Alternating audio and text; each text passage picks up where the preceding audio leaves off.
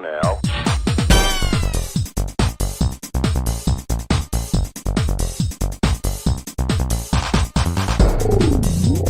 You might be missing some of the benefits that stereo can provide.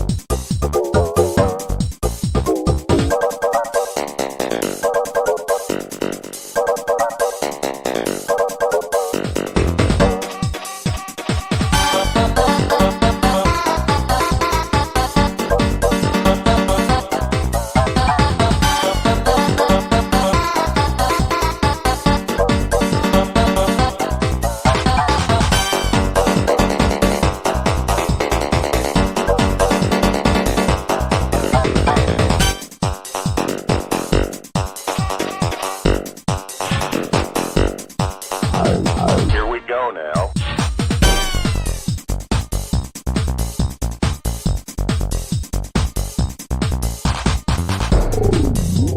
You might be missing some of the benefits that stereo can provide.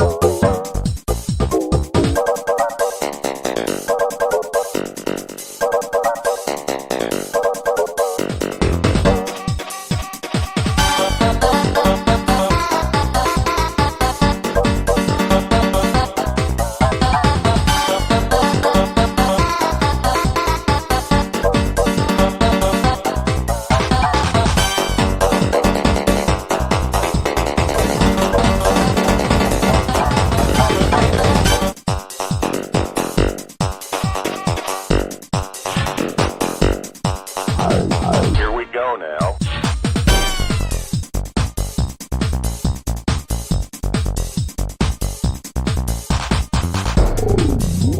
You might be missing some of the benefits that stereo can provide.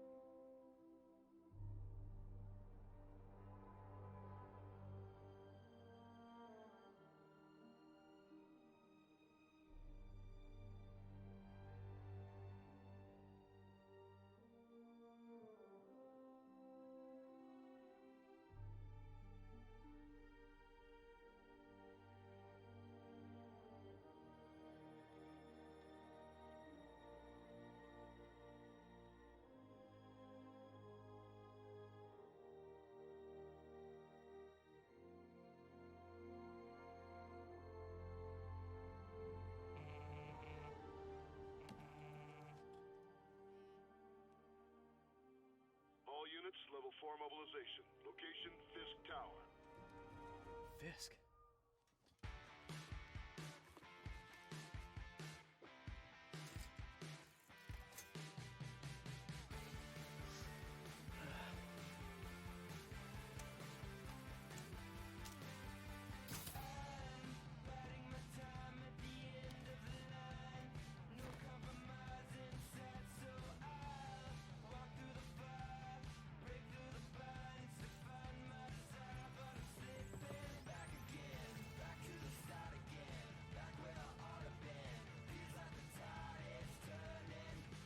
SWAT is 1084 at Fisk Tower. All units stand by. Warrant is en route.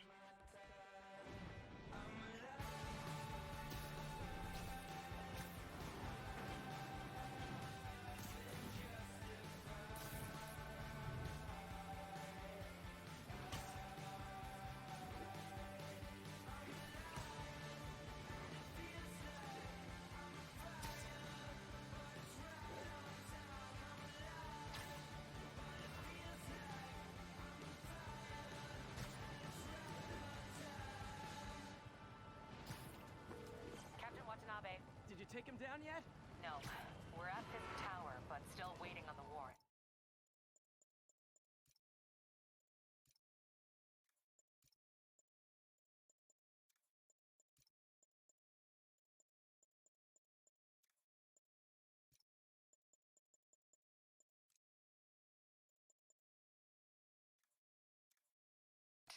Mind if I join in on the fun? You know how his lawyers are. This one needs to go by the book. Come on, Yuri. I've been waiting 8 years for this. You really want to help? Head to Times Square. Sounds like his guys are trying to keep my backup from reaching the scene. You got it. Almost there.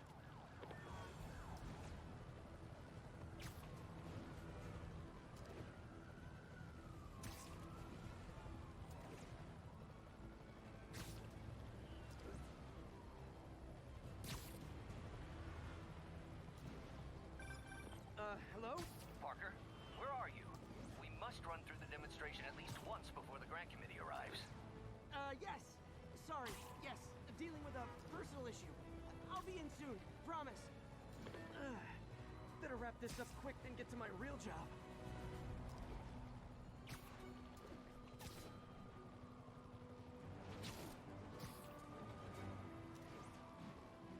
Looks like Yuri called in the cavalry.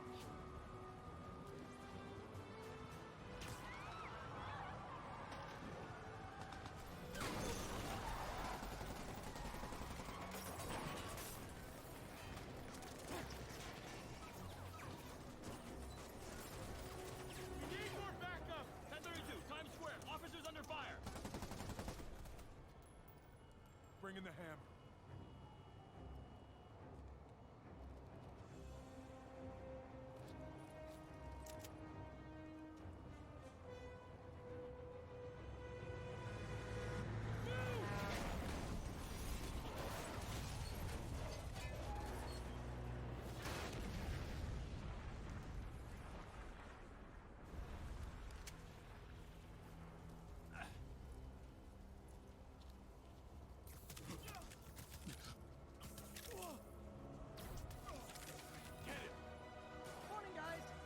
Ready for their hot, fresh cup of bodily harm.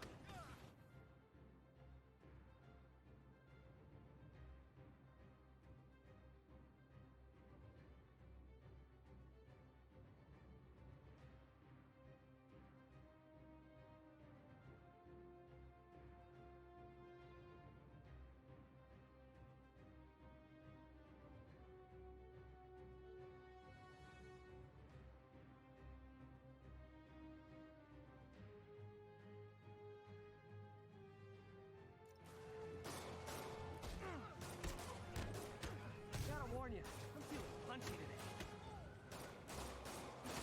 Next customer.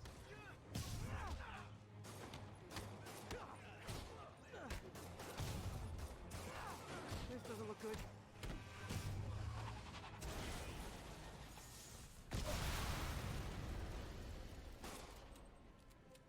Somebody just shoot him!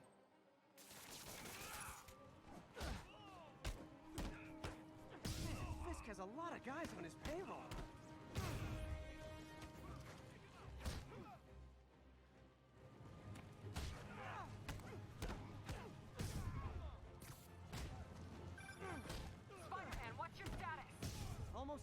You? We're about to go in. Be there soon. Can't wait to see Willie's face when you slap the cuffs on him.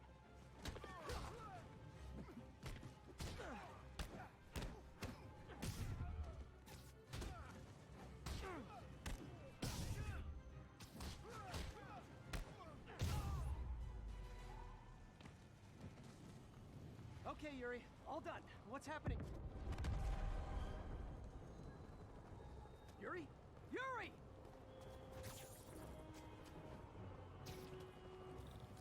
I knew Fisk wouldn't go quietly.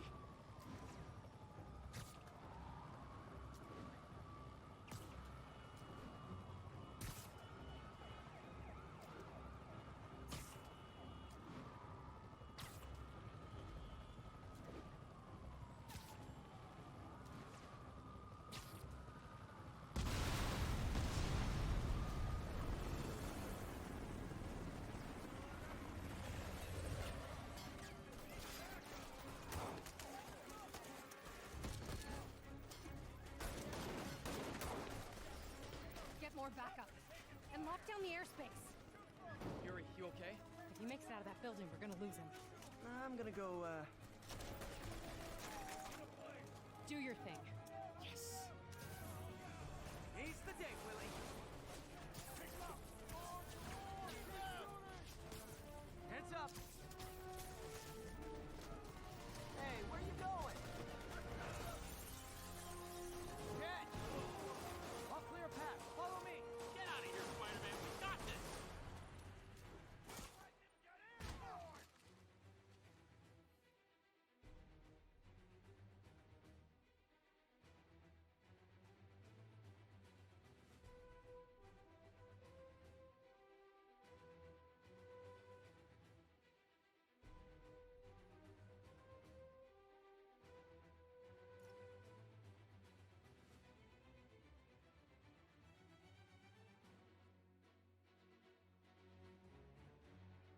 Sorry to break it to you, but you do not got this, buddy.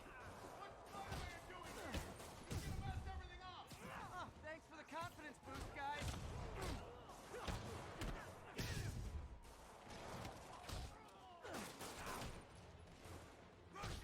I guess this is what they call a hostile workplace. Come on, he's one guy. Send enough down.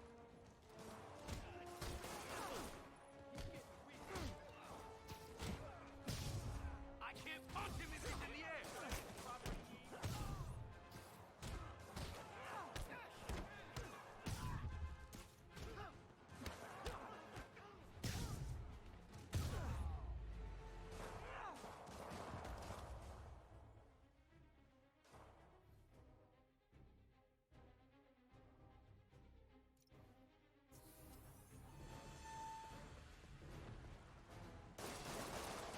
Down, down, down.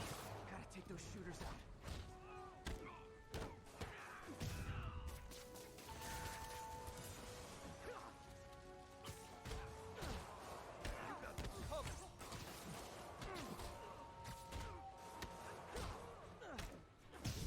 Get back down here.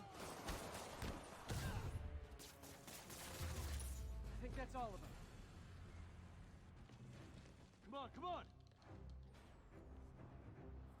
They shut the elevators down. Take the stairs. I prefer a more direct approach.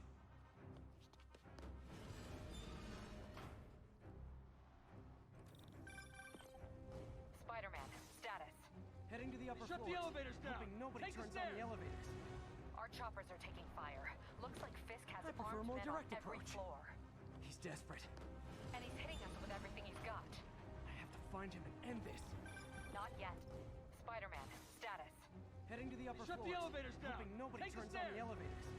Our choppers are taking fire. Looks like Fisk has I prefer a armed more men on direct every approach. floor. He's desperate. And he's hitting us with everything he's got. I have to find him and end this. Not yet. Spider-Man, status. Heading to the upper Shut the floors, elevators down. hoping nobody Take the turns on the stairs. elevators. Our choppers are taking fire. Looks like Fisk has I prefer a armed more men on direct every approach. floor.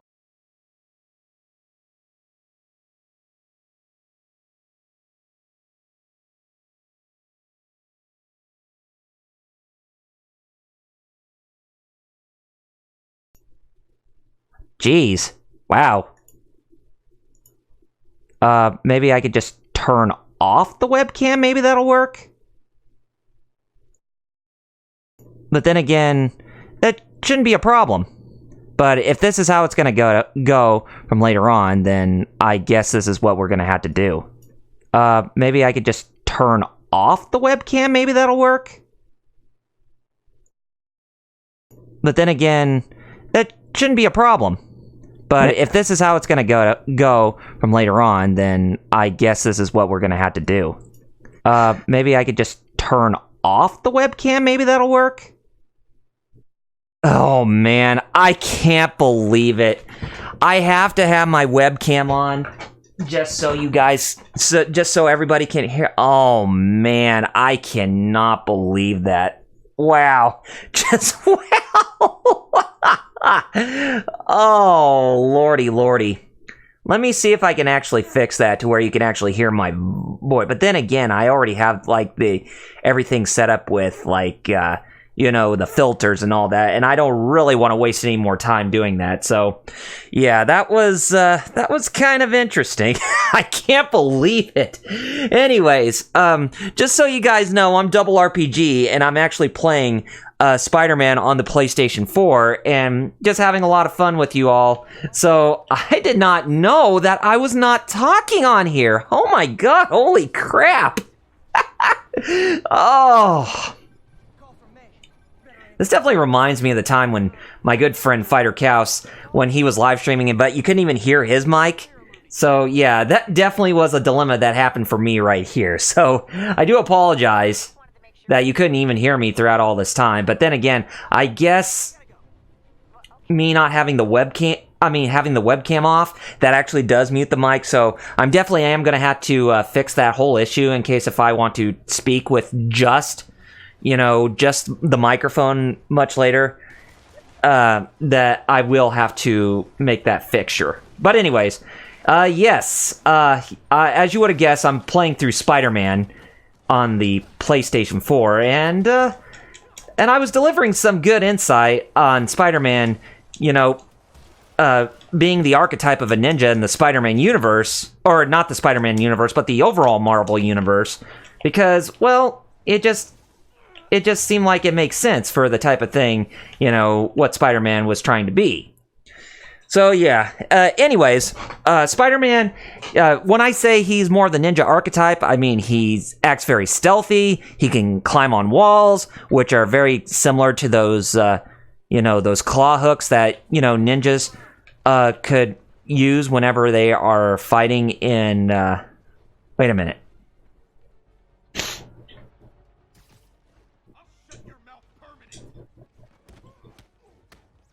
Okay, I don't have my focus going on.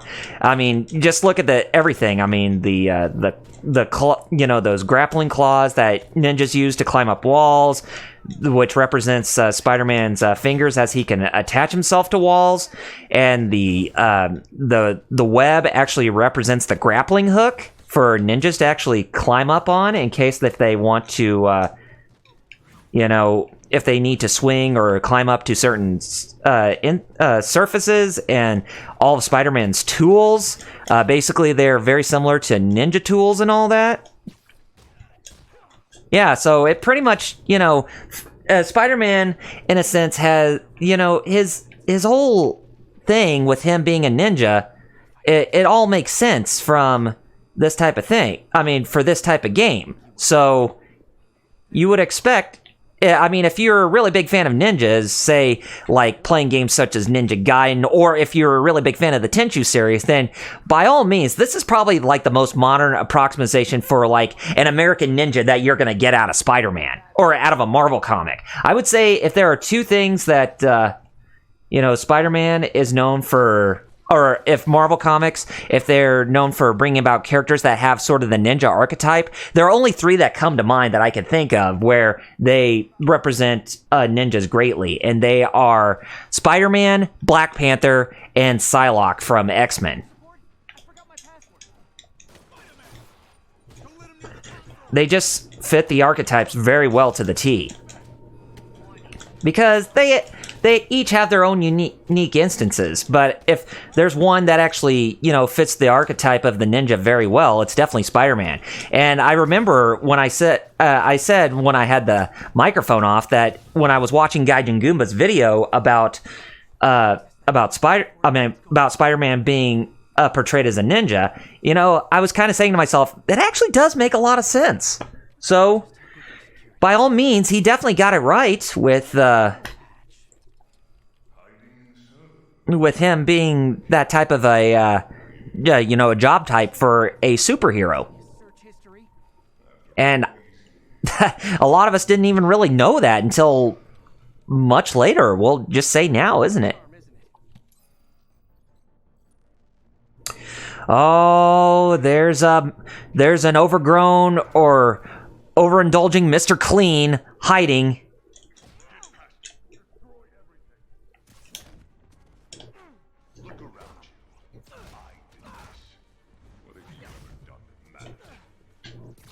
Well, there was that time I took down a pompous, overstuffed crime lord before breakfast. And we're getting a bit more information about the moves, but it seems like the types of moves I really enjoy is just one where I could just, have fun and be myself. But sometimes the rest of the crew don't want to make me have fun. Just like the ones with the guns. Okay, I got them all. And later generation Pokemon. Oh, okay. Anyways, let's get back out here because we got some more goons that we need to fight, and they're probably going to be upstairs. And I would say I'm definitely right because they're going to be over here. Yeah. There we go. And doing that focus finisher move is just... It just only adds more to, like Batman doing those finishers on his enemies. Okay, now, where are we gonna go? Oh, yeah, we need to go up here. Because there are police officers here, but we're gonna need to take a more direct approach to take on these enemies. Uh-oh. Sound like there are people that need some dire help. And I will have to say, me having the volume down on my TV, it's definitely helped me out a lot with my commentary. So hopefully this works out a lot better for you all. If those of you were having a really big problem within my past streams, where it was making it difficult for you to enjoy my live streams with my commentary, because, well, when I play games and when I hear noise from the TV, I actually tend to just pay attention with how the everything's going on with the game, especially with the music, the dialogue, and all that. So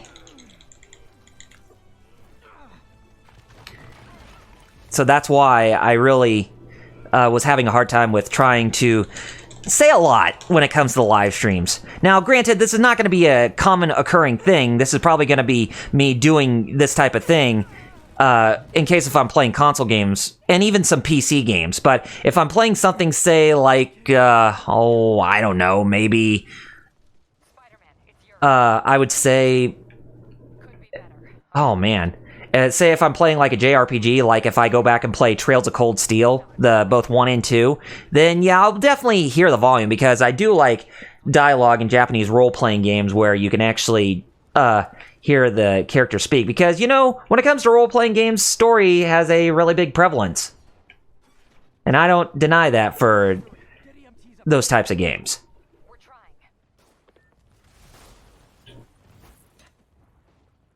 Oh... Yikes.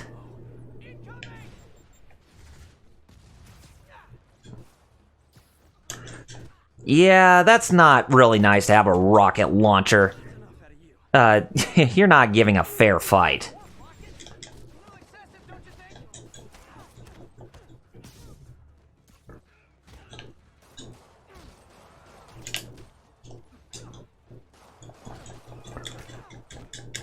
There we go. Oh, boy.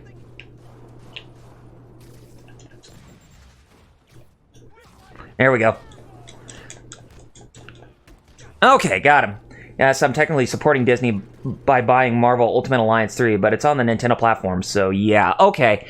Well, I do have Marvel Ultimate Alliance 3 as well, but thing is that when it comes to the whole Disney and Sony debacle type of thing that's going on between the both of them, where basically Spider-Man is out of the Marvel Cinematic Universe at this time, I do find it to be very sad how Spider-Man ended up in this current predicament, because if anything, I'd say that Spider-Man had some great potential when it came to the Marvel Cinematic Universe, but the whole thing is that Spider-Man's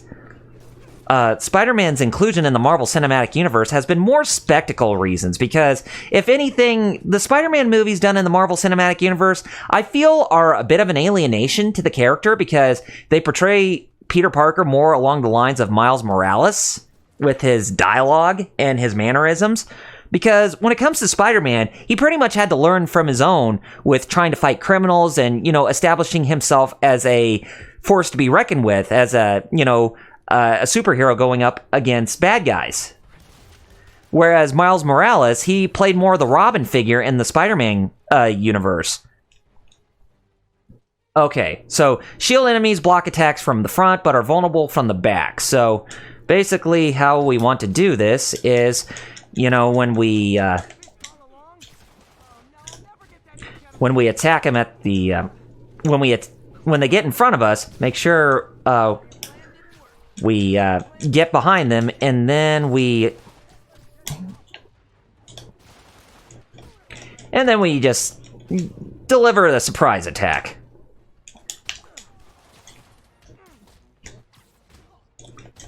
Oh boy. Dodging those gunshots. Oh boy. Did the police turn terrorists on us? Well, actually, no. They didn't turn terrorists on us. They were actually part of Fisk's payroll, so they were actually working for Kingpin all this time. So the cops did not turn on us whatsoever. So there are corrupt cops in Spider-Man, who work amongst Fisk. So if you want to compare Wilson Fisk to anybody in the DC universe, then you can easily compare him to Lex Luthor from Superman.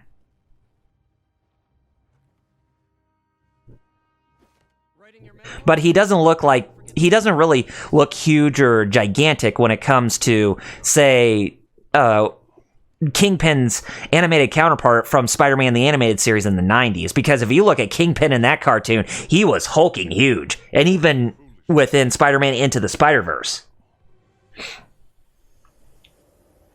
But anyway, getting back to what I was saying about the whole Disney and Marvel debacle. Basically, it was very unfortunate that, Spider-Man has been exited out of the Marvel Cinematic Universe for the time being. And I can definitely see where both sides are at fault, because, well, when it comes to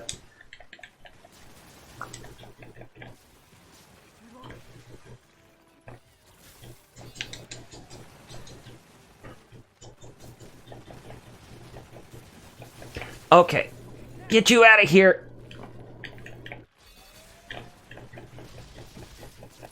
Oh, jeez. It's not even letting me try to shoot the turret out. I'm trying to shoot the turret, but, can I get it out, please? Oh, I gotta be at a distance to get it out. Because if I'm too close, then I'm not gonna be able to pull it out, or whatever. But it doesn't seem like I'm getting it out like I want it to. Oh, come on. There we go. That's what I want to see. Man, giving me so much trouble, these turrets. But basically, for those of you who don't know what happened during that whole debacle, basically what happened was, it was Marvel Entertainment who, after the success of both, Spider-Man Homecoming and Spider-Man Far From Home,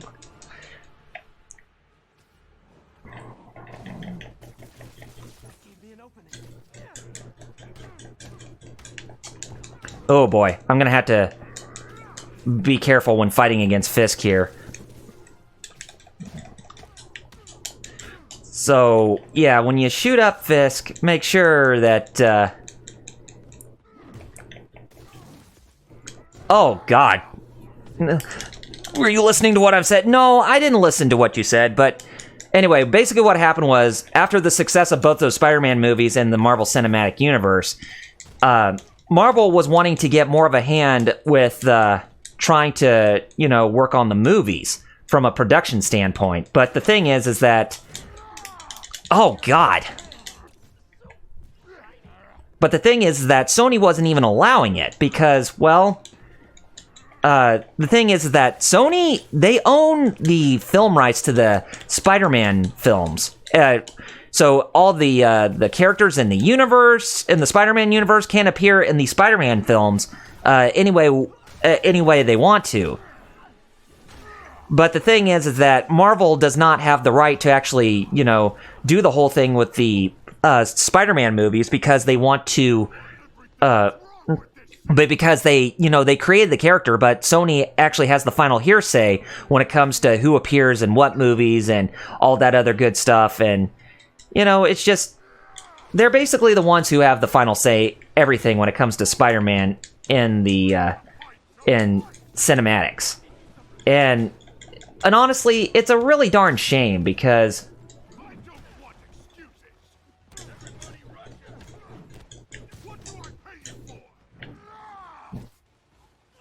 Because Spider-Man in the movies, I mean, he's had a good track record, especially when it comes to the Sam Raimi films, but the movies that star Andrew Garfield as Spider-Man, they just haven't really been the best, because it seems like Sony was kind of at an impasse with where they wanted to take Spider-Man, if anything, because, well...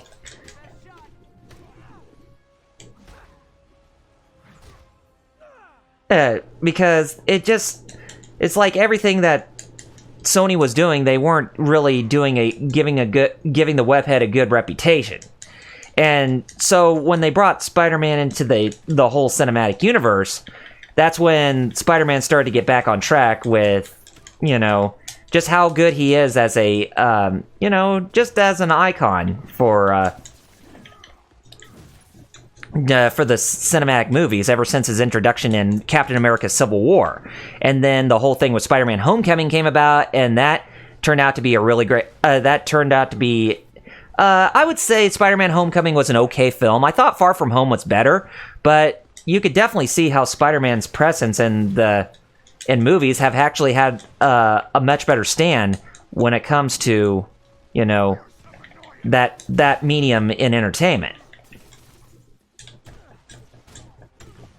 Okay, he's gonna start attacking again. Okay, now we're getting ourselves to the coup de grace here, so where we can actually finish off Wilson Fisk. But we got some quick time events that we need to go through. So basically what happened was, when it came to the whole ordeal after the success of both those Spider-Man movies and Spider-Man's place in the Marvel Cinematic Universe, Marvel and Disney wanted to get on with trying to make, just to have their own production input with putting in their own creative sauce into the whole Spider-Man movies, but where they wanted to put in 50% of their budget along with Sony's other 50%. So basically they wanted to take 50% of the cut between both, when it came to the Spider-Man movies, between them and Sony. So that way Marvel and Disney, they would get half back from the box office, whereas Sony would get the other half, because back then, with Spider-Man Far From Home and Homecoming, or the other way around, Sony was making 95% of the revenue back from the box office when it came to those standalone films, and Marvel Entertainment was making 5%, whereas Spider-Man's appearance in other Marvel movies such as Captain America Civil War and Avengers Infinity War and Avengers Endgame, that was all Marvel getting the funds from the box office, and Sony did not even make squat, basically. But when it came to the Spider-Man movie, Sony pretty much put all their money and and budget into making those movies, whereas Marvel and Disney, they did not really do a whole lot to, try to deliver their own input into creating the movies. So none of their finances went into the Spider-Man movies that that Sony made. So it's like Marvel was kind of saying, hey, we could definitely see the bigger picture here. So if anything, I think that both of us should take 50% of the cut, so that way we can actually make Spider-Man into a much better standing within the Marvel Cinematic Universe. But unfortunately, Sony did not abide by the idea because they would only be making half back from the box office, whereas Marvel would get and Disney would get the other half. So when you have a company like Sony, who has complete control of the film rights at this time, they're like, screw you, we'll just continue to make our own movies without you. Sorry, it's not going to happen. So, if anything, I would say both parties were at fault, specifically Disney and Sony from that sense. But when it came to who was at fault the most or overall, then it was Marvel Entertainment, because back then, Marvel almost went bankrupt because of certain circumstances where they were licensing out their properties to other mediums, specifically kind of like the Marvel vs. Capcom games or the Marvel games that were done by Capcom and all that.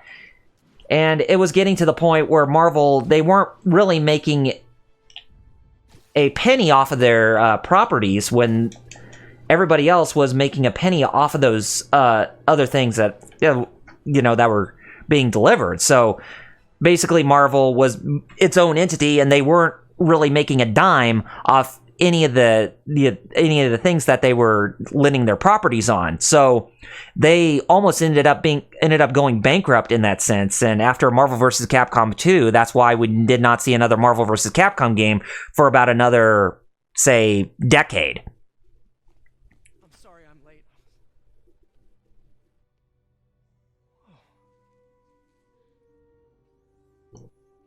So pretty much it was Marvel wanting to, they're trying to shoehorn their way in with wanting to get get Spider-Man back into their control, because, in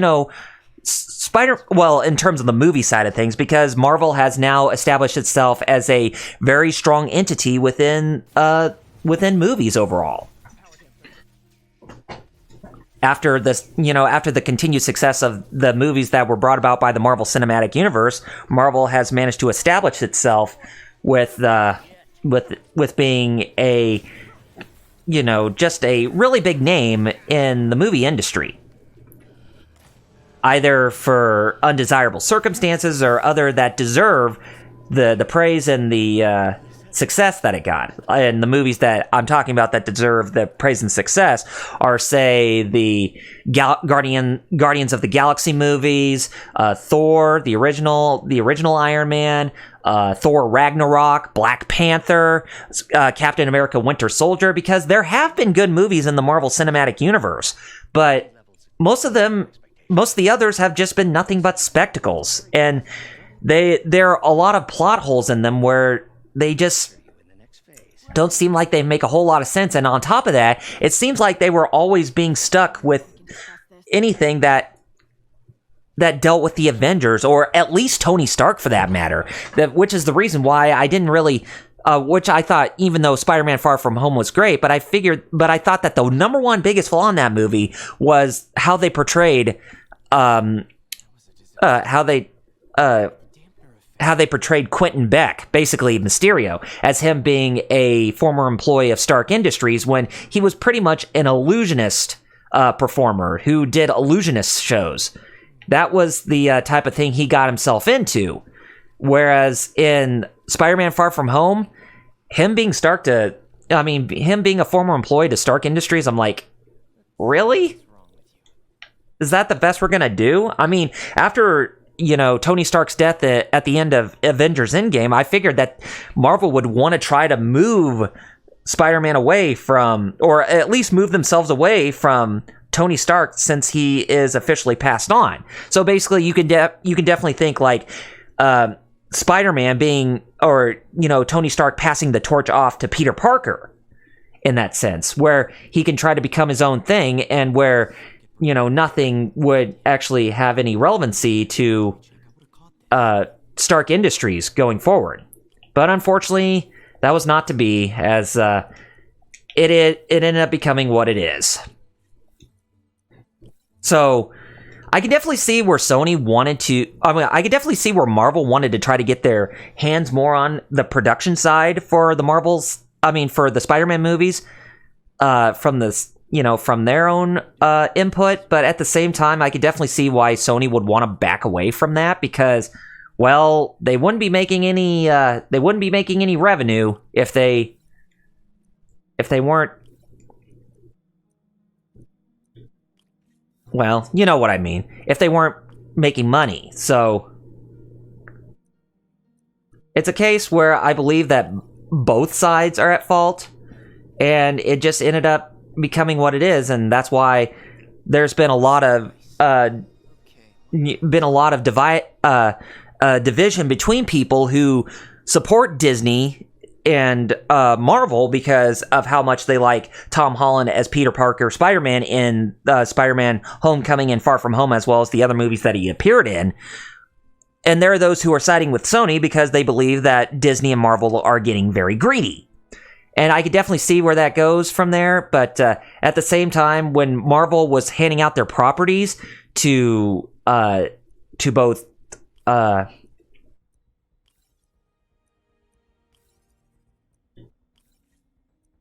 when they were handing out their properties to, say, Sony, Fox, and all that, and just all those big movie companies, you can definitely see that it was going to be a really big gamble to try and get those licenses back for the movies when they started their own cinematic universe. So that's why Disney took the opportunity to buy Fox when they were in financial trouble, and that's why you see both Fantastic Four and X-Men now going to be making an appearance in the Marvel Cinematic Universe at some point.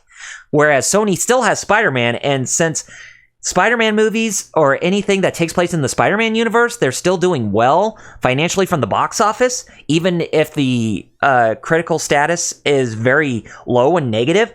They're still gonna hold on to that property like it's nothing, because they're still gonna continue to make movies however they like if they continue to make money. I mean, business is business. I mean, when you work in a business like Hollywood, you want to try to make as much money back from the box office as possible, because you don't want any of those movies that you make to end up as commercial failures or box office flops, essentially. You want to try to do your best to make sure that they end up as a financial success and end up earning a lot of revenue back from the box office, so that way you can still ensure that you are making sequels and all that. Because if you're not making sequels, then you're not gonna... because if you're not making money back from the box office, then you can't make sequels, because you be ending up having, box office flops come in and about. And it would make it very much more difficult if you... to make any more movies. But for Sony's case, they're making a lot of money back from Spider-Man for themselves right now. So it's no wonder why that they want to continue making Spider-Man movies in their own vision, because if they're making money, they're just going to continue to milk Spider-Man in movies for all they're worth, essentially. Nice. Super smooth response. And on paper, it actually is understandable to that degree, but at the same time, I kind of feel that Sony hopefully has a vision for their Spider-Man movies going forward, because they are doing their own cinematic universe that deals with Spider-Man and all the characters that are related to him. Like, we originally had Venom that came out last year, which turned out to be it flopped critically, but it did well commercially at the box office. But when you have other movies like Spider-Man Into the Spider-Verse doing well both critically and commercially, you can definitely see why Sony is still going to jump on the bandwagon with making more movies whenever they want. So as long as they continue to make money on Spider-Man movies, they're not going to see Spider-Man go away anytime soon. So I know a lot of people are not really a big fan of that, but, it is what it is. Business. So as long as Sony continues to make money on Spider-Man games, they're just going to continue to do just that.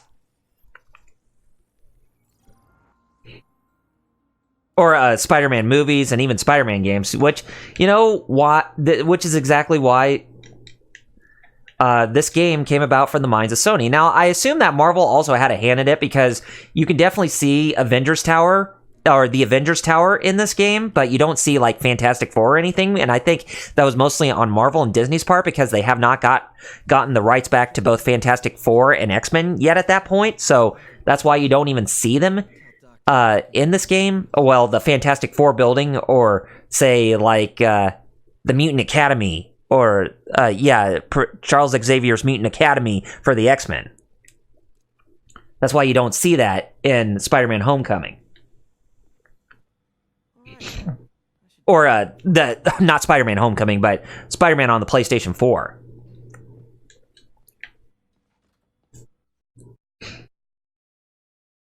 So yeah, I think it was something that both Marvel and Disney, as well as Sony, knew that this type of thing was about to come and bite them in the butt after the whole 5-movie deal with Spider-Man came about.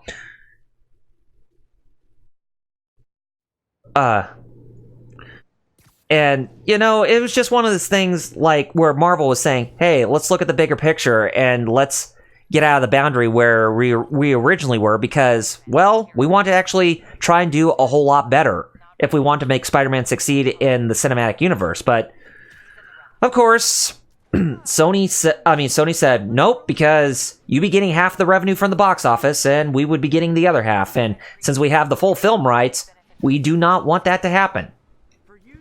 So, yeah. I would say this is more of a fault between both sides. When it comes to Disney and Marvel, as well as Sony. They're both at fault for this.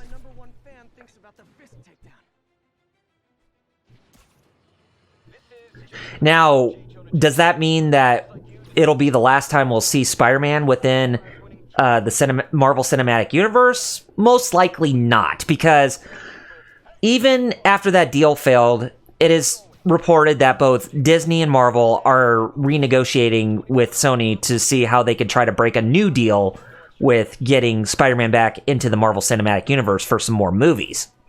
So, if anything, Spider-Man 3, the whatever takes place after Far From Home, it's actually going to be coming from Sony's own end, and it's going to have no mention of the Marvel Cinematic Universe in that movie whatsoever.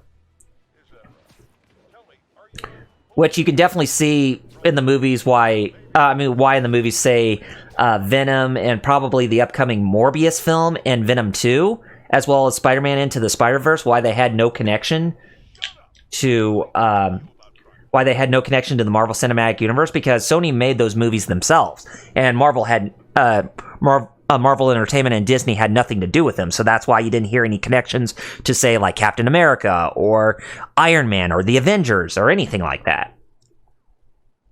Now that you quit smoking, what do you tell people when you come up here? That I need a break from their crap. So, yeah, that's the thing. The sequel to Spider-Man Far From Home, we'll just be hearing less of that if Sony decides to go on with making that movie themselves. But unless they manage to get Spider-Man, unless they manage to get Marvel to get a hand back in and deliver their own creative input, then we can definitely see more of that connection coming back.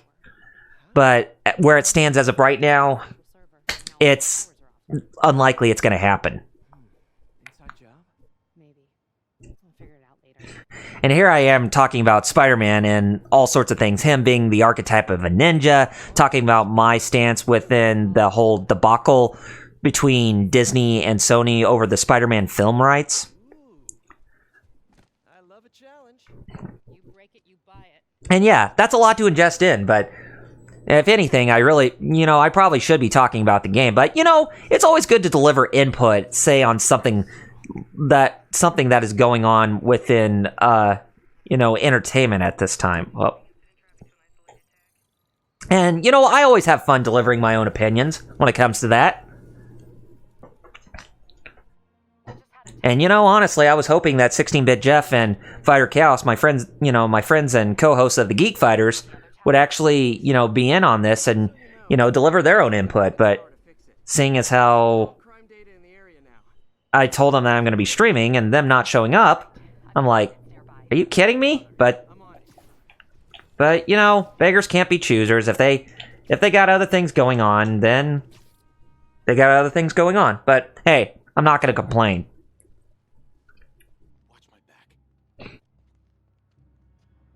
And honestly, I figured that both of them would want to watch this because I know that Fighter Chaos is a big Marvel fan. These guys didn't forget their keys.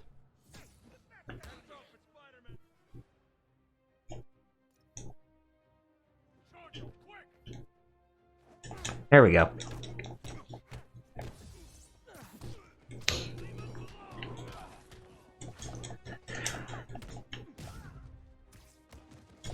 But if he has other things going on, I'm not going to hold it against him. Like I said,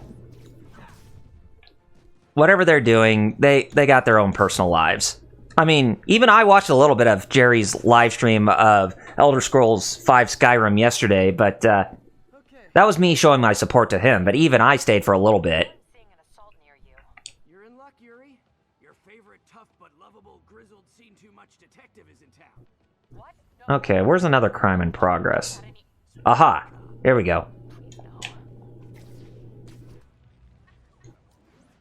So yeah, like the crimes in progress and some other things you can do in this game, they're not really part of the main story unless if they are, but you can actually do this as like side filler, which I don't think I've actually mentioned this, but when I'm playing this game, we're going to be going through the main story, but if anything, I will be be doing like free roam to do some side questing after I get done with the main story, but it's probably going to be like a one-off thing of me doing side questing and all that, but we'll see how that goes. Get away from her.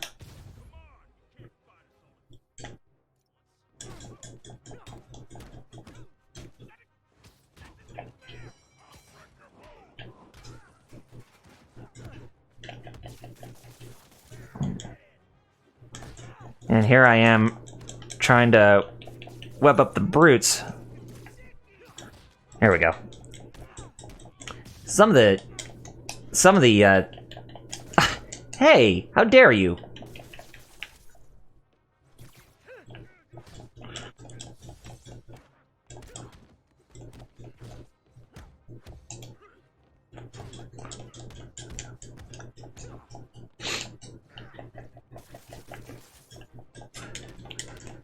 Okay, got him. Oh, man.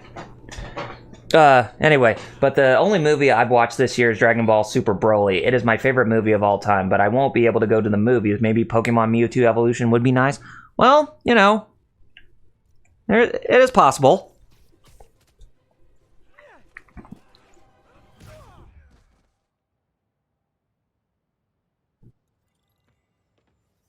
All clear. Okay, so I would say if I want to, well, when it comes to Spider-Man lore and all that, my lore is actually pretty minimal, but I do get a basic idea where some of this stuff actually takes place within the overall continuity, whether or not if they're within the prime continuity or the different Earths, because like DC Comics, there are different Earths or different dimensions between when it comes to the different characters and all that. So yeah, they're playing in that same field again. I mean, it's kind of the same thing with the Ninja Turtles. Like they had their own different continuities.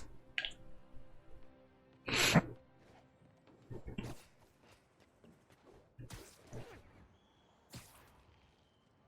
an elevated position, Spider Cop spies his destination. A second surveillance tower. Are you narrating yourself? But I do know that with this universe, if it's not taking place in the Ultimate Universe, then if anything, it's probably within the original or prime continuity where Spider-Man is destined to remain alive, whereas he has Miles Morales going to be his be his sidekick. So basically, Peter Parker and Miles Morales, they are playing the whole deal when it comes to like the whole Batman and Robin type of camaraderie. And it definitely seems like they are, bringing about a family for those to be a part of the whole experience.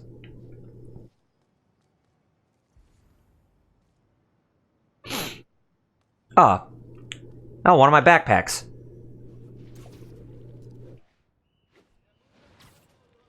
Now, finding backpack tokens in this game, it's gonna be very helpful for when you're trying to build new suits and all that. Because the different suits in this game, they're all very useful with their own special abilities and all that. So, by all means, make sure that you look for these backpack tokens within the entire city. And they actually do have certain types of goodies that and all that other good stuff that you can look upon within the overall lore of the Spider-Man franchise. Like, say right here, the first date menu. And you can even get a good look as it acts as a diorama or a diorama of the menu. But basically, this is referring to Peter Parker and Mary Jane Watson's first date. And in this universe, both Peter Parker and Mary Jane Watson have not married each other yet. So I would imagine they may get married within this continuity, or... Okay. Or they'll just end up remaining, a couple. But it's kind of hard to say if that's going to happen. But who knows?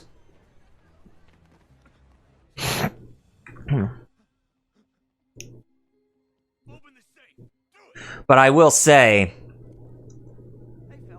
that the whole thing with what happened to Spider-Man One More Day, where Spider-Man pretty much sold his soul to Mephisto or Mephistopheles to get where his deceased Aunt May is returned back alive, but him having to sacrifice his marriage and his potential future of him and Mary Jane having a kid. Yeah, that was very sad, because if anything, I was kind of hoping that, Spider-Man could have done something better or the writers could have done something better, because Dan Slott really ruined Spider-Man when it came to Spider-Man One More Day. Like I said, because Spider-Man is not supposed to believe in magic to bring somebody back to life. He's more of a scientific type of person, because because Spider-Man or Peter Parker himself, he's a very intellectual human being, far more intellectual than that of Tony Stark. Even though Spider-Man was portrayed as the Robin in the Marvel Cinematic movies that starred him, he was still a lot smarter than his mentor, basically.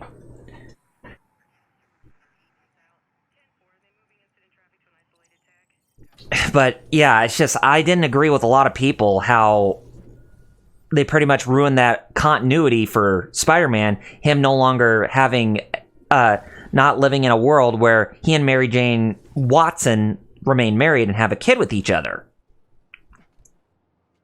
Not good. Can't have people taking pictures of my 3 chest hairs. And it just got to the point where Peter Parker and Mary Jane, they broke up, but still remain good friends. I kind of find that whole thing where Spider-Man can't have somebody to marry or, spend the rest of their time with sort of a cock tease, because, well, and I wouldn't use that term because it's a bit derogative, but I would say more just a plain tease, because if anything, superheroes can, superheroes can have good stories if they are solo and then they end up getting married to somebody. And I felt that was a missed opportunity when it came to Peter Parker and Gwen Stacy, when that whole thing with that, the night when Gwen Stacy died, where it was because the writers couldn't find anything else to do with Gwen Stacy. I felt that was, it was just a cop-out, basically. Like, they say that Spider-Man should not be allowed to have a relationship with somebody, even if it's an everlasting one, but I say that's malarkey or whatever. Because, well, you want to... try to do everything you can to develop the characters a lot better instead of just making them remain static. And then after Gwen Stacy died, then all of a sudden Peter Parker ends up marrying Mary Jane a lot later. And then there were certain developments that came about to help expand on their own character developments. But it's a good thing that they're actually giving Gwen Stacy more presence in the Marvel universe, the overall Marvel franchise, or the Marvel brand, at least, because especially when you have Gwen Stacy as Spider-Gwen, and her portrayal as Spider-Gwen in the comics and the cartoons and all that, they've been extremely phenomenal.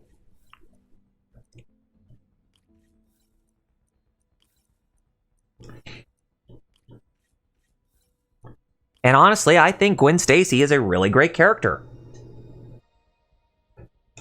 Possibly even more so than Mary Jane Watson, because even though a lot of people really do enjoy the relationship between Peter Parker and Mary Jane Watson, to me, I find it at times to be a bit overrated. Because, well, it's just, you're giving more exposure to,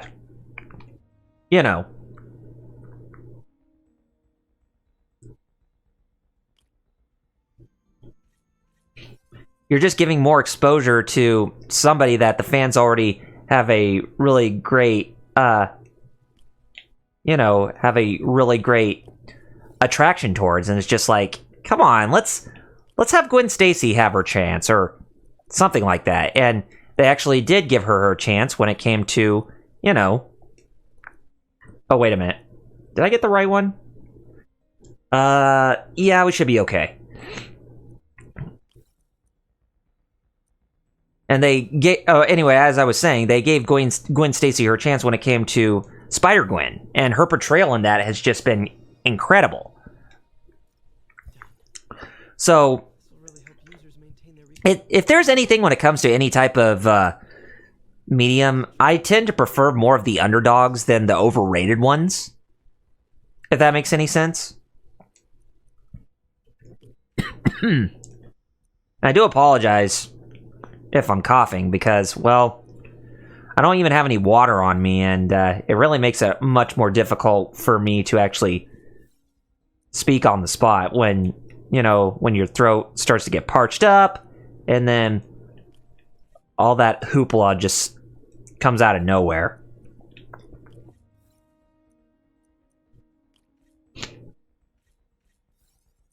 I know some people were kind of delivering their concerns with me when it came to me, whenever I'm talking, and all of a sudden I don't have like a cup of water or anything like that. And honestly, it does really bother my throat at times, but I try not to let it get the best of me. But then again, allergies can have a really big impact on it too. And it's just like, they're unbearable.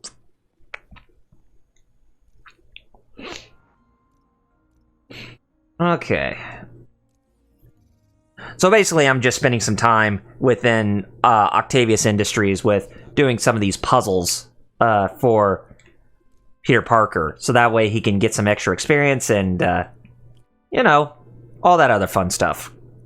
And it's really good to pass the time too, in case if you need to gain some extra experience points or some extra tokens and that kind of stuff.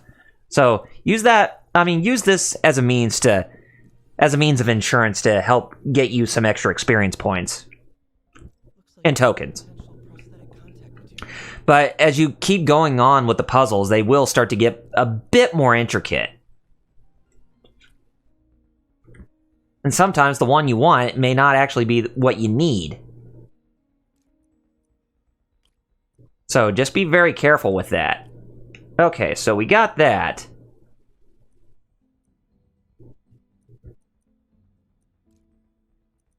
Okay.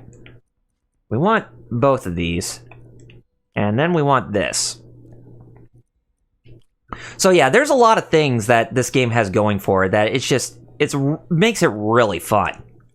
I would even go as far as say that this is probably like the best Spider-Man game ever since Spider-Man 2 back in 2004 for the PlayStation 2, the Xbox, and the GameCube.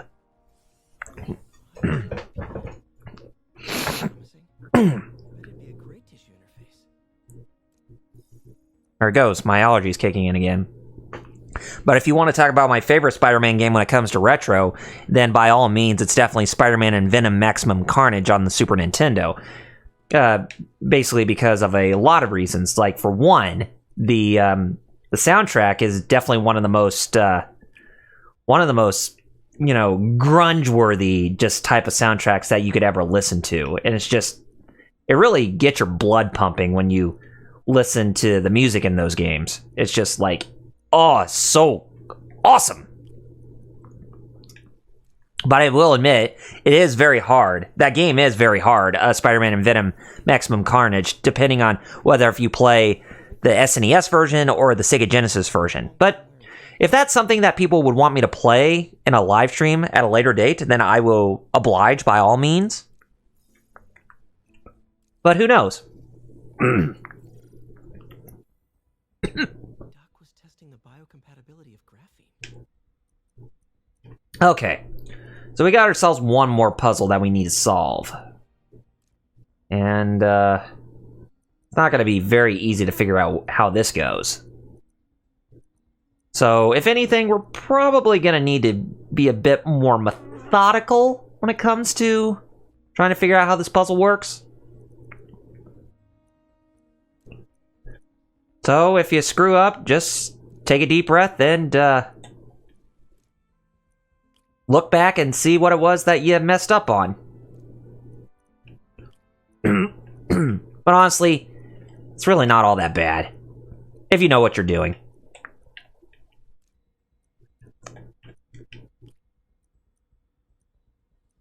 Okay. I think we got our first big screw up here. Yeah, we screwed up somewhere.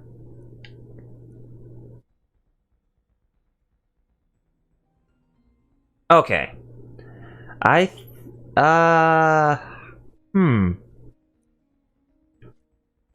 think we want... Huh.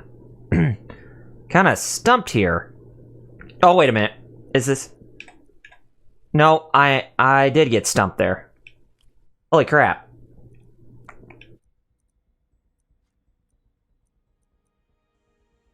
Hey, need to try to figure out...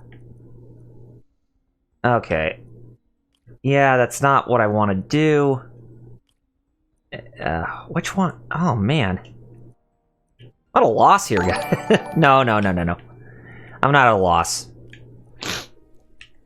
This... Oh, not that one. I want to get this one. There we go.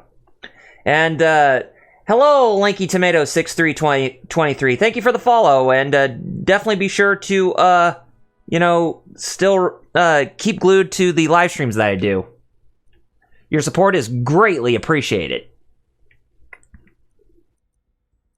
Okay.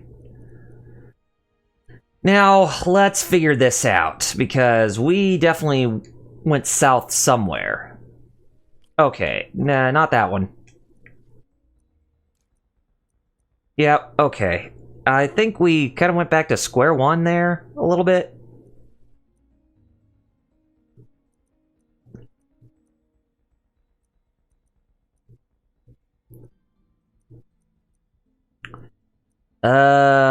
Let's see.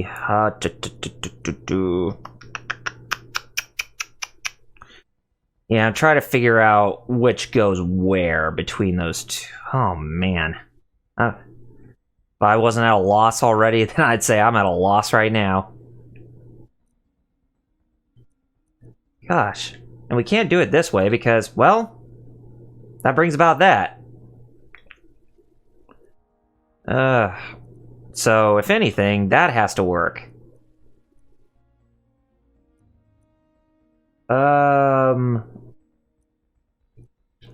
That's not gonna work, and...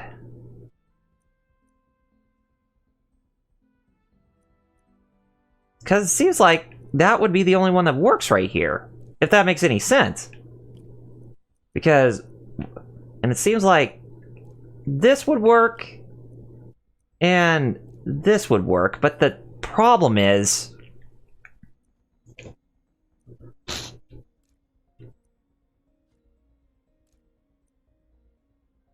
yeah, it's really putting us at a really big disadvantage here.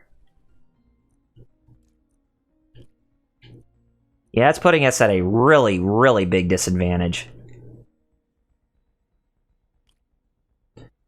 Oh boy.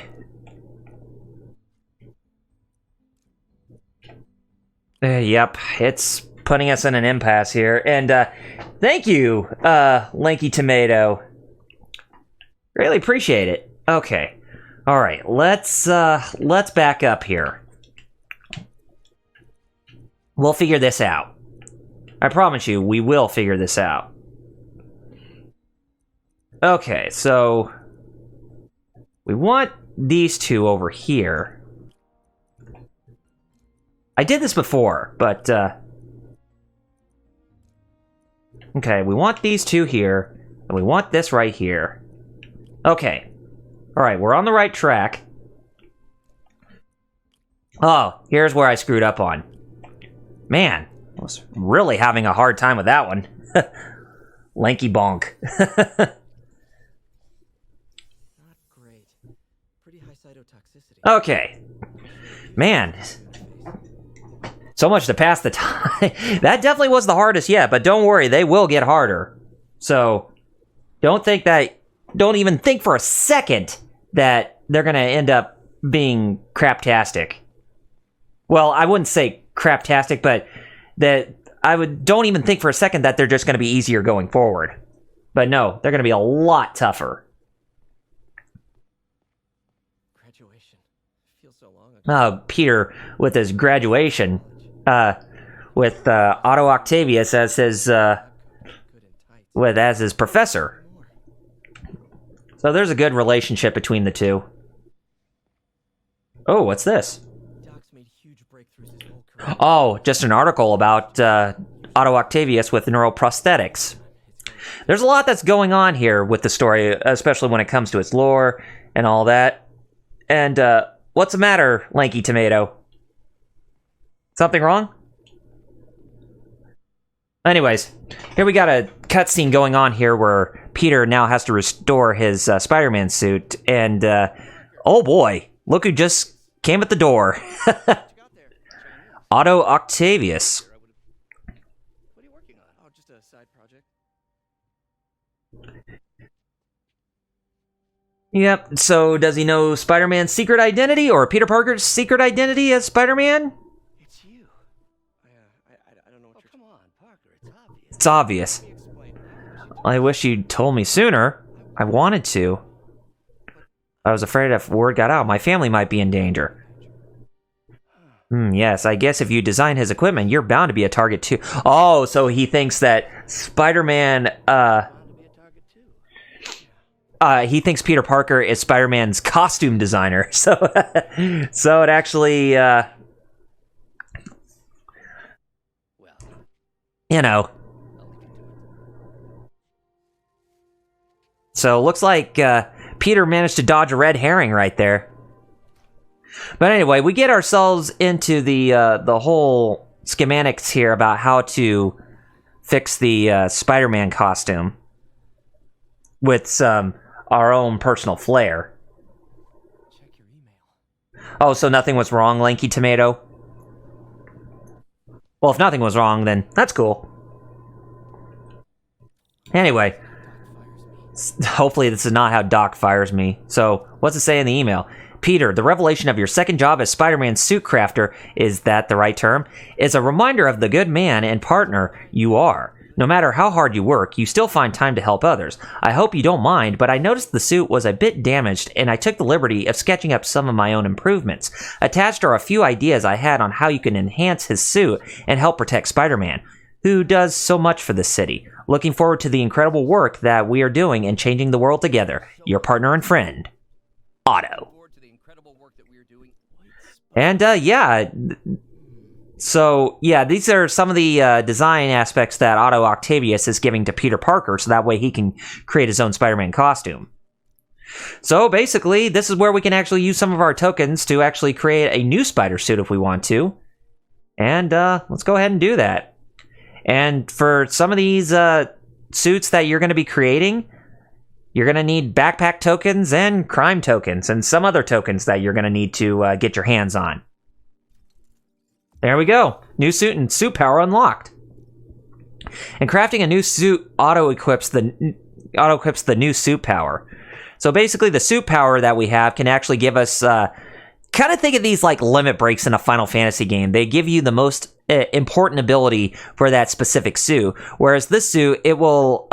allow you to generate focus for a short time, or generate a lot of focus for a short time. So the focus meter is basically what helps you perform those, those instant moves and that kind of stuff. So, yeah, there you go. And you can even equip mods to your suit, and you can even use tokens to enhance those mods. That should do it. So yeah, we're going to be doing a lot of that in this game. And like I said, all the suits that you get in this game, they are practically useful in some way.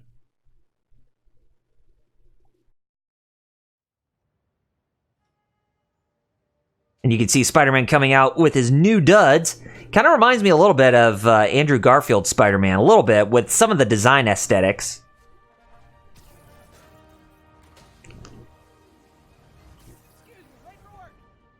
And I think that was supposed to be a cameo of Miles Morales before his big introduction in this game later. But yeah, we're now digging out in the new Spider-Man outfit. So you would expect that something like this would actually represent something would be a bit more flashier when it comes to Spider-Man having a more advanced suit than his old one. You would expect this to be something that looks very unique, similar to that of what Batman looked like in Batman Arkham Knight with his main suit. After the suit he wore in Arkham City, how it was getting all roughed up and being that less technically advanced, that's why he upgraded to the new suit, where it was more flexible for him to get around and all that stuff. And to perform all those sick moves that, nobody would be able to, think about, or he wouldn't be able to perform on his own. A lot of guys here aren't exactly constructed. What are they doing? I'm gonna go find out. Just got a text from Doc. Oh, nice. Got another message from Doc. Oh, Octavius. And he's telling us about some of the gadgets that we can actually work on, such as the impact web and some of the others that we'll actually get access to much later. But anyway, impact web, it gives about powerful web blasts that instantly webs up enemies. And we can actually, upgrade it just like the other one, like the web shooters.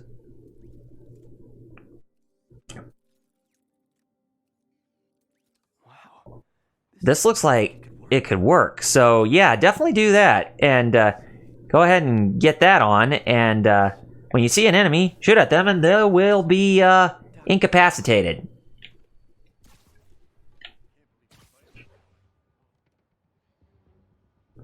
But by all means, be careful with your... be careful where you're aiming and all that at your enemies. You don't want to... get yourself spotted on all that. If you get yourself spotted, then you're going to be in a world of trouble. So let me give you rule number 1. You do not want to be late with a shipment. Ever. Boss runs a tight ship. He does not like Spider-Man here. You're never getting out of here. Is he going to see me? Yeah, he's probably seeing me over here. Oh! They spotted me already, so yeah, looks like we're gonna need to get some battle on here, and we're gonna need to be careful of the goons with guns, because with them having guns, they could even try to hurt us. And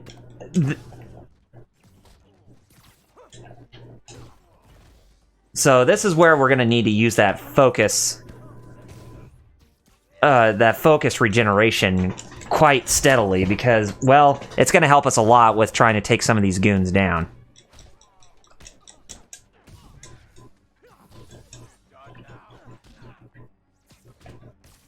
Okay, we got him stuck to a wall. Did we get the other stuck to a wall? Probably not. Okay, we got that one stuck to a wall. But the impact web, it will need a refill, so by all means, make sure that you get them stuck to the wall and then you're able to defeat them. How dare he?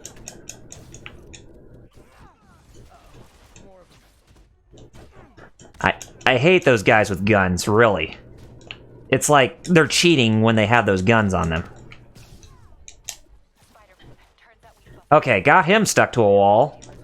Now we just need to perform the finishers, and by the finishers, I'm talking about this thing. And once we get our focus power back full, then we should be able to perform more finishers on him. But of course, we need to fill our focus gauge if we want to get around with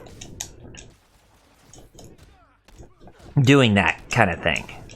But just by all means, continue to use your melee attacks and do all that other stuff in order to build up your focus power. It's kind of the equivalent how you can perform focus or those how you can actually do those abilities in the Batman Arkham games where you can actually, do like an instant death move. Well, I wouldn't say death move, but like an instant knockout move and all that other good stuff. Okay, so activate the suit power because we're going to need to perform death moves. Power moves on these guys. And that's going to definitely make our focus bar go up really high. But we want to continue to do those abilities on Spider-Man, so that way we can actually continue to build up our gauge. And as you can see, we're not really doing so hot when it comes to our health. I think there's just 5 waves of enemies that you have to fight in order for you to defeat them. But by all means,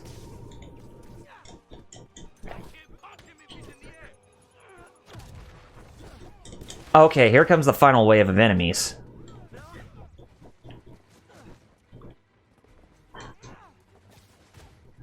Just make sure that you're out of enemy fire.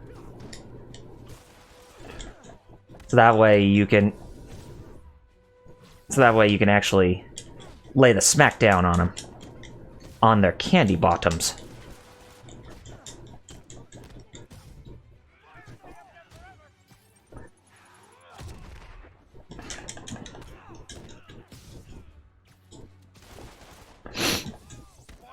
Okay, do another one of these. I'm trying my best to actually get the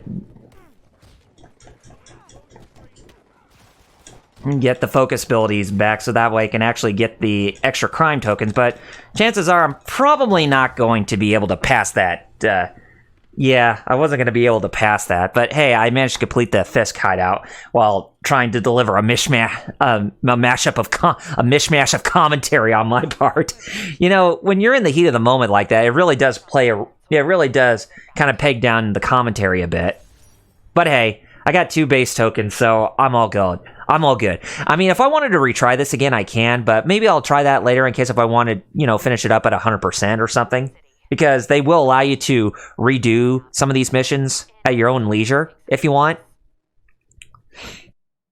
But I'm going to say for the time being, we're okay.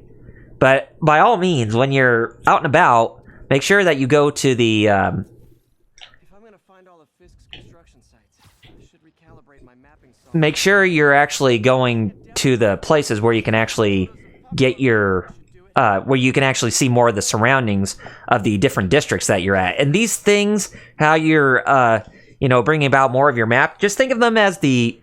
think of them as like the viewpoints that you can synchronize in the Assassin's Creed games, where you can go up to like the highest places and you can actually get a good viewing or a good view of your surroundings within that particular area that you're at. So it's definitely like that. And it definitely helps out a lot too when you're activating these huge radar poles or whatever. So that way, or whatever these things are, these landmark vantage points or landmarkings, or whatever they are. I don't care, because the landmark we're going to, that's the place where we want to go. Man, already having so much trouble trying to say what I want to say. But then again, it really makes it hard when I'm not listening to the commentary, and there are a lot of things that, you know, just practically just don't even make sense. But who knows? But hey, if we want to do some fun stuff like take a picture of the Empire State Building, we can do that. Just like that. And us taking pictures of this is kind of like we're doing Spider-Man's old job with the Daily Bugle and all that. But yeah, at this time, as you would have guessed, Spider-Man has quit the Daily Bugle, and he's, you know, working with Otto Octavius, and his former girlfriend, Mary Jane Watson, she now works at the Daily Bugle. And if you want to compare Mary Jane Watson to somebody within DC Comics, then she is easily very comparable to that of Lois Lane from Superman, who has a very aggressive nature when it comes to her reporting skills and trying to get the scoops on stories and all that. And you could definitely see that, especially when it came to like certain mediums such as Superman the Animated Series that was back in the 90s. You could definitely see that when it came to, you know, when it comes to Mary Jane Watson in this game.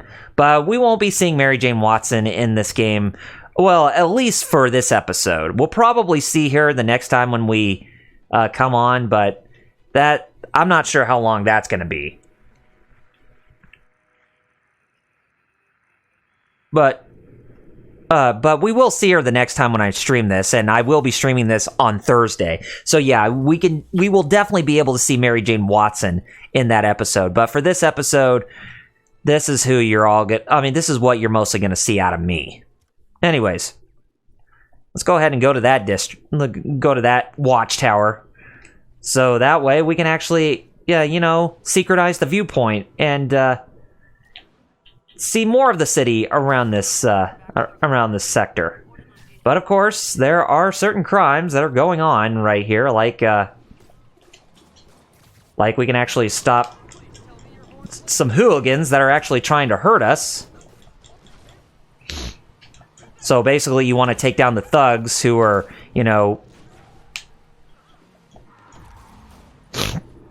driving that car, and then us, where we can try to stop the car from moving any forward. Oh boy. Oh man, did we take a little bit of damage? We didn't even stop the car, did we? Oh man, crap. And here I thought I could stop the car safely, but I wasted a whole lot of time. Looks like they didn't want you to waste any time with trying to stop that car, and I was very close to stopping it too. Oh, Martin Lee.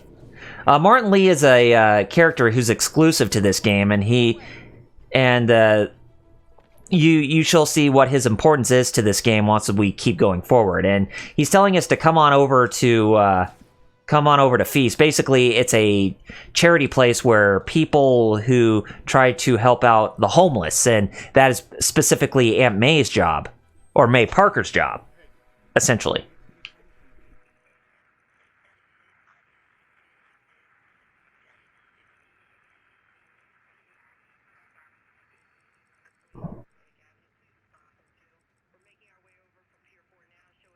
There we go.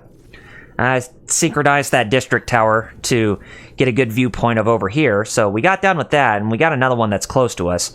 I mean, we could head over to the Feast building right now if we wanted to, but let's just focus on doing what we want to right now. Where is it? Oh, it's right over there. There is a crime in progress over here. Yeah, so we could take down some of the crimes if we want to. And I would say there's some crime going on here, rightfully so, at the top of this place. Okay. Sorry about that. You were saying you've smoothed things over with the grant committee?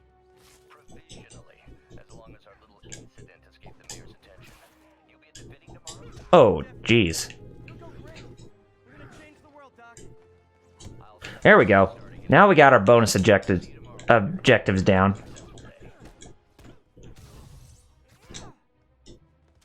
Here, get over here. And while you're there, how about you come over here so that way I can try to lay a smack down on your candy bottom. There we go. Gotcha. Awesome sauce. And we managed to get extra crime tokens for that. And we took care of the thug crimes that are around here. Okay, so where to next? We got ourselves another watchtower that we can actually get our hands on, so we might as well go ahead and take care of that. And you'll be seeing me doing a lot of this when it comes to working on the earlier episodes of this live stream series. And yeah, and just to reiterate, I will be going through the whole story at 100%, but I won't be going through the whole game 100% unless if I decide to. But then again, I probably won't be able to do that because after I get done with this game and doing like one of the free roaming episodes, then I'm going to be getting back into Judgment so that way we can actually start all over. Okay. So we come over here. Synchronize the waves. And we got everything in Midtown already covered. And there's a crime that's already in progress near us. So let's go see what that crime is about. And it's down below. It's not that far though. Just right down over here. On the other side. I guess a shop must be in danger. Or we got some guys peddling narcotics down there. And there are some goons that have guns.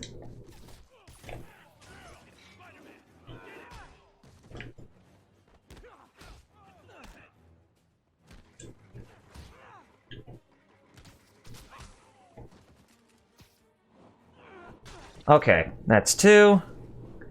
And that's 3. Okay, so we got our bonus objectives down, and did we get all the... Oh my gosh, we got them at the nick of time. Who would have thought? Wow. Now that's awesome. So, anyway, we're done with that. Now, can we head to Feast? Yes, let's go ahead and head to the Feast building right now.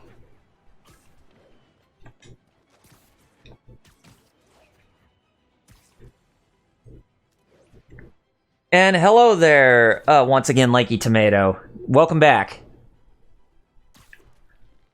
I was wondering where you ended up at, because you just ended up disappearing all of a sudden, but I'm pretty sure you were trying to watch other streams as well, but hey, that's cool.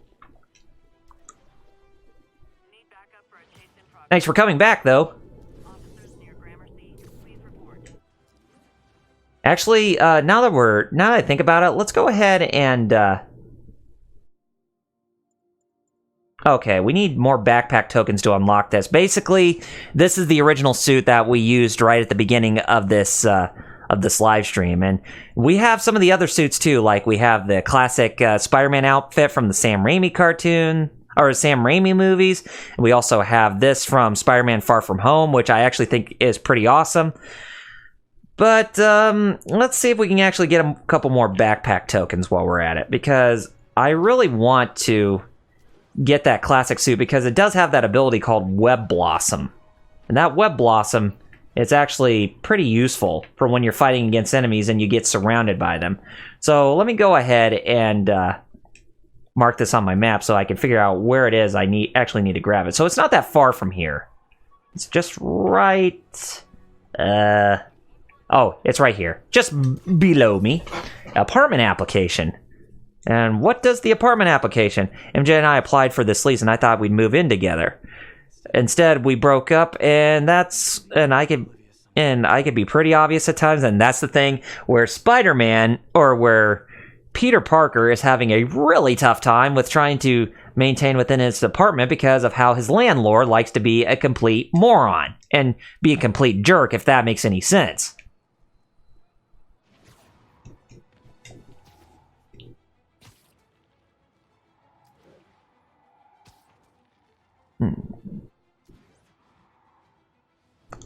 Anyway.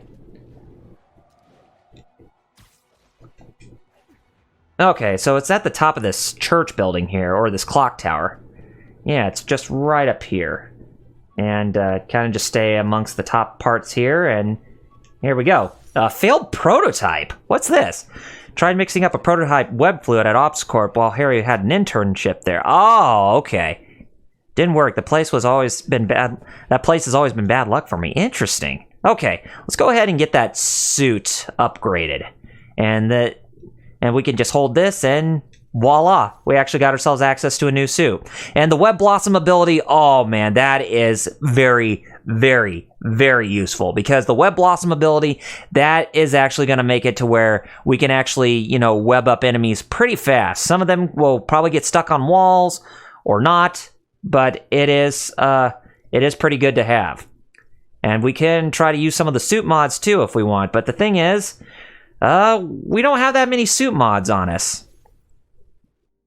And the suit mods, they're actually going to be very useful for a lot of things for us to actually get past when it comes to fighting off some of the enemies. But anyway, the classic suit, it was fun while it lasted, but I'm going to go classic, more current, and stick with the upgraded suit from Spider-Man Far From Home, because like I said, I really like the design aspect of this suit, because it looks more modern with what Spider-Man should look like in this day and age. Anyways, but we do have the Web Blossom ability equipped, and that Web Blossom ability, like I said, it's going to be a godsend when you're fighting off against many enemies, webbing them up, of course. And this is, and just so you know, this is the type of suit that was used in Marvel Ultimate Alliance 3, The Black Order. But yeah, like I said, I really like that suit. So awesome. Hey. Hope everyone's having a good time tonight. And thing is that Astral Chain comes out this week. That is this week's big release, aside from Collection of Mana's physical release. But I probably am not going to get Physical Mana, or a Collection of Mana's physical edition, because I already have the game downloaded when that game came out during E3, where it has both Final Fantasy Adventure, Secret of Mana, and Trials of Mana, which never got a Western release until just now. So I'm not going to be picking up the physical edition of Collection of Mana anytime soon, but Astral Chain is one that I'm actually going to be picking up this Friday. Well, I wouldn't say picking up, but I say being delivered to me via Amazon. So I know a lot of people are probably going to ask me, you know, how am I going to be doing a live stream series on Astral Chain? And the answer is yes, most likely I will. And yes, you're right, Lanky Tomato. Peter made that suit. He made it in Spider-Man Far From Home, when he had his, when Quentin Beck got the best of him, and he was kind of in that, that weakened state where he misses Tony so much, and then Happy told him how much he misses him too, and tells him to, do the right thing and, kind of just be out of Tony Stark's shadow. And that is how Spider-Man, or Peter Parker, started to get out of his shadow more, or out of Tony's shadow more, and ended up creating that new suit for himself. So it was like he was finally taking the torch that Tony Stark passed on to him. And that's how he was able to defeat Mysterio at the end of that movie. But I will say, when it came to Spider-Man Far From Home, that outfit that Spider-Man wore, that upgraded suit, it was great. And I loved just the look of that whole suit in general. And I really liked it, how they brought that in for Spider-Man's main suit in Marvel Ultimate Alliance 3, The Black Order, on the Nintendo Switch. That may be another thing that I might actually come back to at some point, or actually end up doing at some point, because I do want to do a live stream series on that. Because it is an RPG, and RPGs are amongst my forte. And you will be seeing me doing some live streams of RPGs every now and then. And probably you'll see me do one on Final Fantasy VII Remake when that releases. Oh, I gotta run. Thanks again for the party and everything. It really means a lot.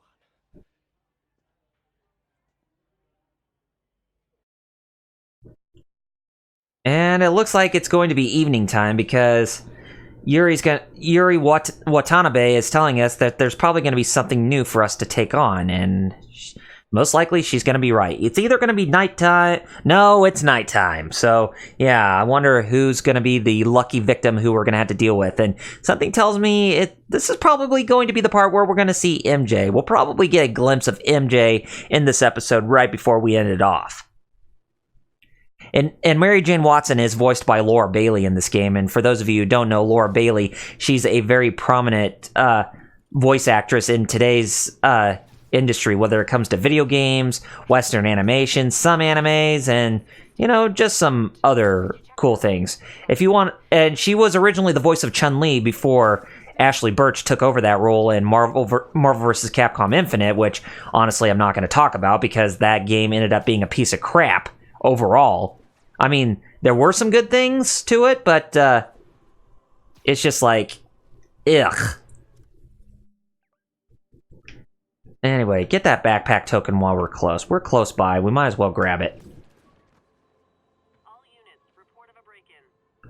But yeah, Marvel vs. Capcom Infinite, it was just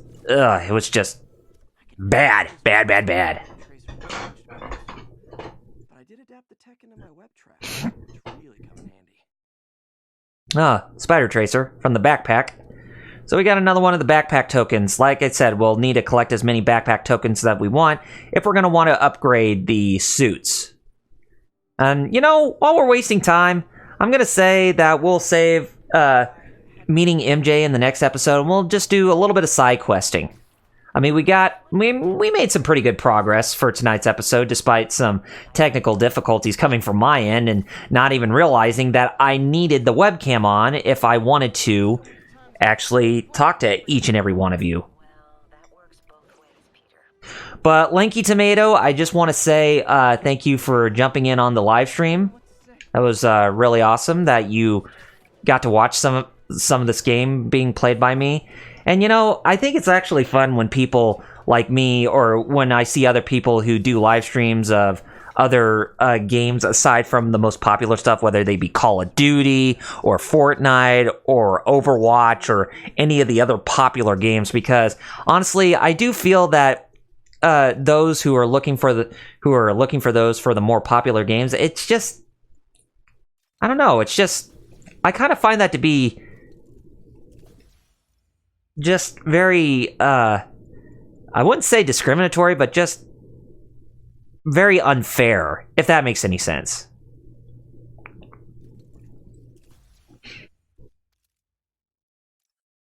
Okay, we don't have enough crime tokens to upgrade that. But we do have enough backpack tokens for this, but don't have enough crime tokens to take care of that either. We're definitely going to need to find some... It is raining a little bit. I didn't even notice that.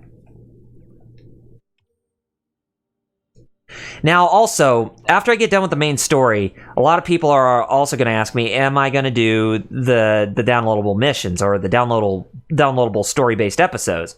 And the answer is yes. I'll be getting to that after I get done with this game. But I still need to buy them off the PlayStation Network. Okay. If we're going to get that, then chances are we're probably going to want to get inside this building somehow. But we're going to need to get inside the building.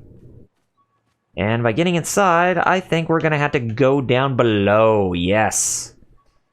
And we're here at the underside of Manhattan. And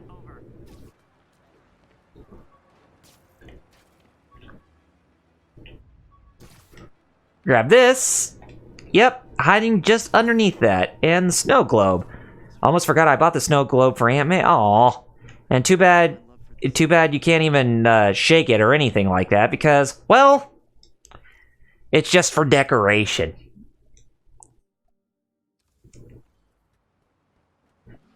But I will say, tonight, I had a lot of fun live streaming this game, and I hope you all did too.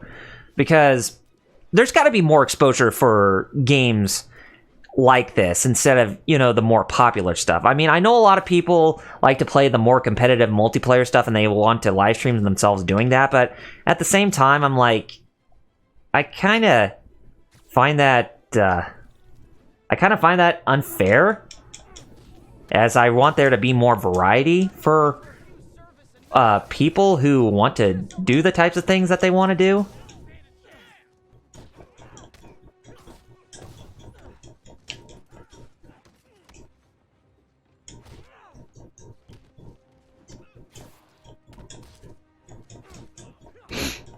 Okay, did I get him? Okay, got him that time. I don't think there were any... No, web throws. Oh, wow. I didn't even do any of that. But I did get a crime token, so I'm content. Yeah, I want to be doing more of those criminal activities, so that... Well, preventing those criminal activities, so that way I can actually get some more of those crime tokens to level up my gear. Whether they be the gadgets, the upgrades, the mods.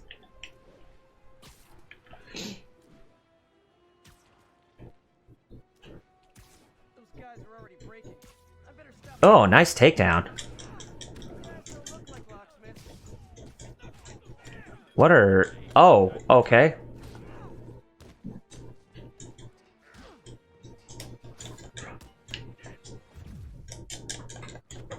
Okay. Okay, got that. Oh, come on. Okay, got that. And, do this. And we're gonna try that again. Web up 3 enemies. But the thing is, I only got 1, so, But anyways, I did get some more crime tokens, so I'm content. There's a lot of things that you can do in this game that kind of makes it hard for you to stay focused. But always keep in mind on some of those bonus objectives that you can do when you're trying to prevent those crimes and all that. Oh, I want to get that backpack token while I'm at it. And it's just right there. So, yep, that's all the way to the top of this building. Run, run as fast as you can! You can't catch me! I am the Spider-Man! It's just right down here a little bit. So just kind of shimmy your way down a little. Grab this, and what do we got here? High school t-shirt. Oh, man. I meant to wash this gym shirt 6 years ago. P.U. Yeah, it does look pretty stinky and all that, so... Spider-Man, shame on you for not getting that cleaned. What else can we find? Oh, there's another backpack token over here. And just so you know, we can't explore all of New York City, which is kind of a shame. I was hoping that we could actually explore more than what we were given here. But we haven't even made it to that part where New York City is fully explorable, like Gotham City was in Batman Arkham Knight. Well, I say that loosely, as not everything was explorable in that game. Just from the look at things.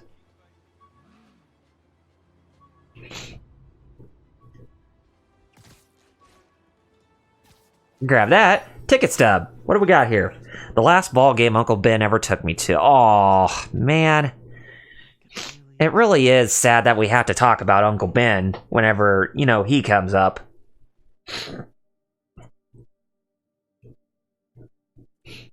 Let's see, what else? Let's go ahead and upgrade to another skill.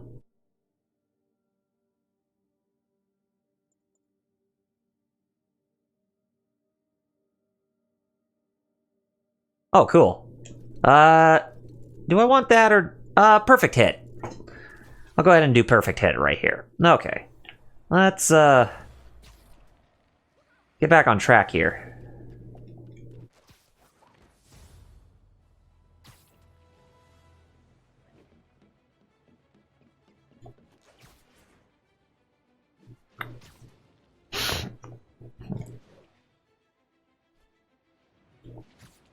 Oh, I want to go up. because there's a radio. There's a tower right over here where we can actually search for any criminal activity, or just to activate the stuff that's around here. And I think there's some criminals up here, if memory serves me correctly, because I remember being on top of here, and there were a bunch of enemies on top of this place, but actually I don't see them, so I think we're off the hook this time. So let's just go ahead and get that surveillance tower activated. That's the word I was looking for, surveillance tower. Okay, got it. Alright, we got that surveillance tower activated. Oh, and guess what's next to us? It's one of those, it's one of those things. Yeah, one of those things where, Kingpin's, like, you know, his whole stuff, where he can actually get his, belongings and stuff, like his caches, or like his weapons and assets cache.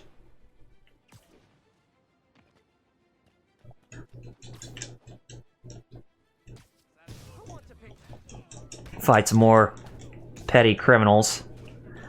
Okay.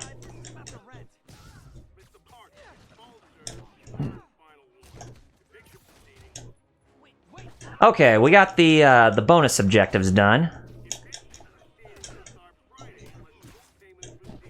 How dare you hit me? Okay, got him. Perfect. Now that we got that out of the way, let's okay, we took care of the thug citizens. Let's head back to that one area where, you know, that Fisk Tower was, so that way we can actually take care of some of those goons, because I remember taking care of this in one of my playthroughs. Well, in my playthrough right before. Yuri, I found a Fisk construction site.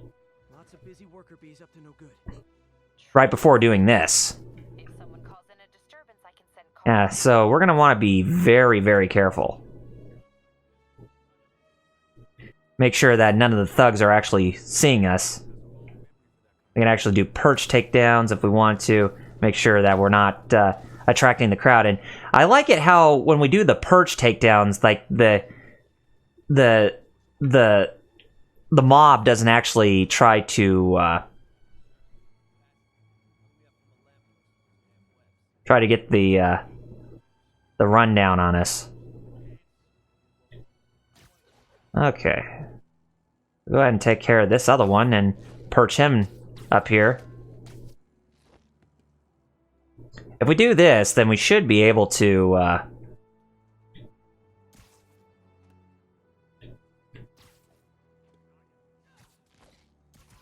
get those bonus objectives in. Yeah, and this one seems to be a little bit more for the unorthodox. But we will need to take care of the others.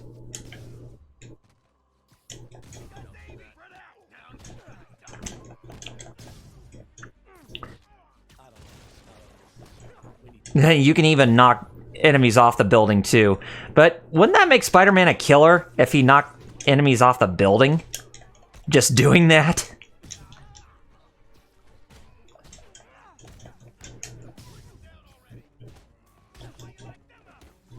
Go ahead and knock you into next week because, well...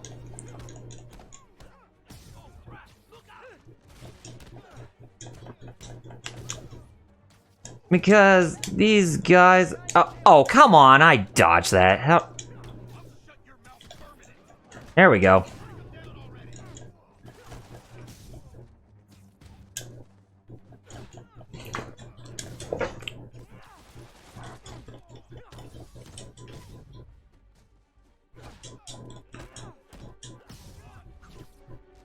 You can see that I'm actually doing quite well when it comes to fighting these enemies.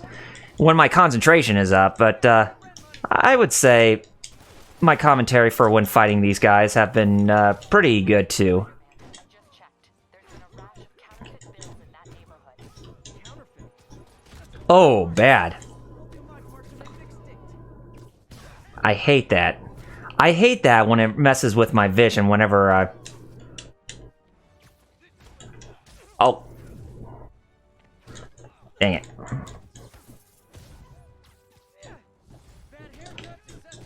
Okay. Okay, we got a wave 5 going on here.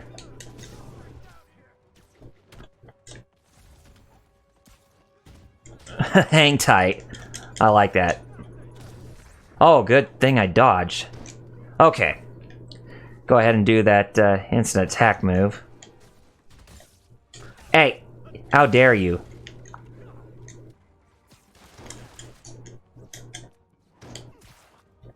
There we go. I think there's only 6 waves to this challenge. Yep, we're entering the...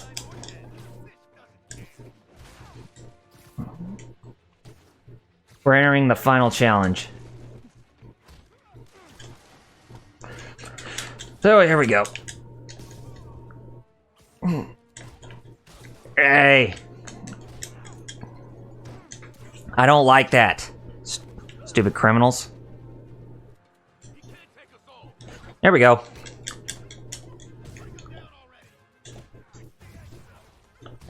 That's what I want to see.